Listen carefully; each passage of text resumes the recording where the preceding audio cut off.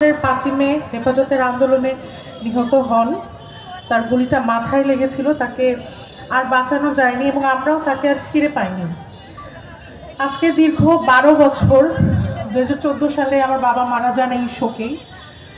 আজ দীর্ঘ 12 বছর আমার মা, আমি, আমার ছোট বোন, আমরা 3 জন এই যুদ্ধেই আছি।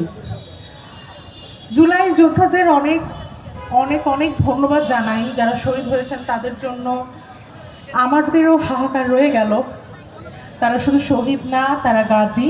এবং 2009 সালে বিডিআর হত্যা থেকে শুরু করে 2013 সালের শাপলা চত্বরে গণহত্যার পর যেই বীজটা বোনা হয়েছিল আওয়ামী লীগ উৎখাতের, সেই বীজটা 2024-এ এসে শেষ হয়েছে। অনেক ধন্যবাদ সবাইকে। সবাই এগিয়ে এসেছিলেন বলেই হাসিনা আজকে চলে যেতে পেরেছেন। যদিও আমাদের এখনো বাকি আছে জুলাই প্রোক্লেমেশন, যেটা আমি সরকারের কাছে এখনো দাবি জানাচ্ছি। আইসিটিপিতে আমাদের চলমান বিচার প্রক্রিয়াগুলো এখনো ধীর গতিতে আগাচ্ছে, এটার গতিও যেন তাড়াতাড়ি হয়। আমার মা বেঁচে থাকতে যেন তার ছেলের বিচার দেখে যেতে পারেন, হাসিনাকে যেন ফাঁসির কাঠগড়ায় আমরা দেখতে পাই। আমার ভাই